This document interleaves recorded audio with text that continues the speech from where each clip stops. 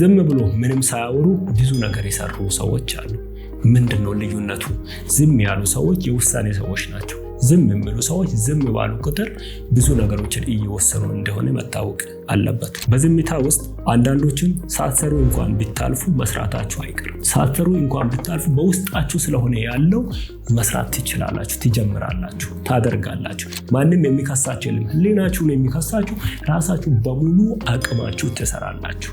ምሳሌም በአይኔ ፊት ነበረ፣ የዝምታ ድምፅ ሰማሁ። እንግዲህ ለዚህ ነው አንድ ሰው በቃል አውጥቶ ብዙ ሲናገር ያረገው ያህል የሚሰማው፣ ግን ዝም ስል ዝምታ የራሱ የሆነ ድምፅ አለው። ያ ድምፅ አያስቀምጥም። ለዚህ ነው ብዙ ሰዎች ባልሰሩ ስራ የሚከሰሱት። ተናግሮ ነበር ነው የሚባለው።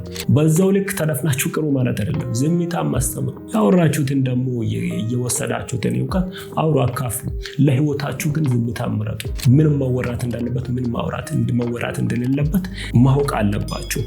ለበጎ እንኳን ዝም አለው፣ ከዛ ቁስሌም ታደሰብኝ ይላል። አስባችሁታል? ዝምታ ውስጥ ፈውስ አለ።